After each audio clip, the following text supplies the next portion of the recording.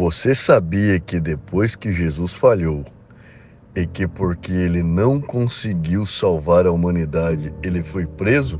Que após a morte dos apóstolos, toda a humanidade estava perdida. Para salvar a humanidade, após Jesus Cristo e os apóstolos falharem, Deus escolhe nos Estados Unidos um homem, Louis Franciscon, e usa ele para uma revelação. Em 1910, Deus revela a santa doutrina e manda Franciscon ao Brasil criar a CCB. Toda a salvação da humanidade depende dessa doutrina santa. Por ser preciosa, é necessário edificar uma rede de templos para resguardarem a santa revelação. Então surge a CCB, que se torna a guardiã da doutrina salvífica. E somente a doutrina que está preservada pela CCB é que salva a humanidade. Não se esqueçam, Jesus está preso e os apóstolos falharam. Agora, para se salvar, você tem que batizar na CCB, pois lá que está a doutrina santa, e permanecer na CCB até o fim de sua vida, cumprindo toda a santa doutrina e novos ensinamentos anuais. Claro, porque Deus sempre está se atualizando. Assim, você estando na CCB, você estará no verdadeiro caminho que conduz à vida eterna, pois ela é a guardiã da sã doutrina. Você sabe por que a CCB é a igreja eleita para salvar a humanidade? Porque ela é guardiã da doutrina revelada a Louis Franciscon, claro. Observe que o mais importante na CCB é sua sã doutrina, a doutrina salvífica, a salvação de toda a humanidade. Você deve estar se perguntando: e Jesus Cristo? Eles usam seu nome nas paredes da igreja, púlpito e executam alguns serviços em seu nome. Leia Mateus, capítulo 7, versículos 21 a 23. E como Jesus Cristo, após falhar em salvar a humanidade, ficou preso, agora você poderá visitá-lo apenas na CCB. Mas não se esqueça, o que realmente salva a humanidade é a sã doutrina da CCB revelada a Louis Franciscon.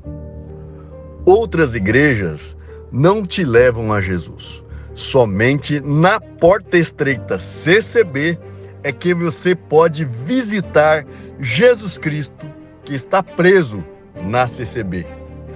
Após prender Jesus, a CCB rouba dele todos os atributos e a CCB se transforma na graça de Deus, verdadeiro caminho, porta estreita, obra de Deus, caminho santo. Tudo isso agora é a CCB. Inclusive, quem sair da CCB se torna apóstata, por não crerem que ela salva. E são considerados blasfemos todos que combatem o falso ensino que a CCB propaga. Não se pode falar contra a pregação da CCB. É o mesmo que falar contra o Espírito Santo, pecado mortal. Você está confuso? Eu sei, é um pouco difícil de compreender. Isto não está escrito nas Sagradas Escrituras. Somente homens espirituais, pela fé, conseguem ver. Por que só a CCB salva sua alma? Porque ela tem a verdadeira doutrina revelada a Franciscon. O segredo é a sã doutrina. A doutrina é que salva. Onde isto está escrito? Salvação pela doutrina? Para a CCB, o que manda é a sua tradição oral, o que vem sendo ensinado ao longo dos anos, e não o que está na Bíblia. Sua tradição e sua doutrina são os fundamentos da CCB. Vou tentar ilustrar para vocês. Na prática, para a CCB, Jesus não é o mais importante. Vejam como se salvam. Você precisa estar na congregação, batizar e cumprir a sua sã doutrina, aí você estará salvo. Ou estar na congregação, se batizar na congregação, cumprir a sua sã doutrina e somente na congregação está Jesus Cristo, aí você está salvo. Somente Jesus está errado para a CCB. Se você anunciar somente Jesus Cristo através das Sagradas Escrituras, a CCB considera errado. A CCB, a sua doutrina e o seu batismo têm que fazer parte da salvação. Isto ocorre porque a CCB é a guardiã da sã doutrina e Jesus Cristo está preso dentro dela. Novamente perguntamos: onde está escrito este evangelho? Para a CCB, o que manda é a sua tradição oral e não o que está escrito. O que vem sendo ensinado ao longo dos anos é mais importante para eles. E em segundo lugar, vem a doutrina e os ensinamentos da CCB, que foram e são revelados anualmente.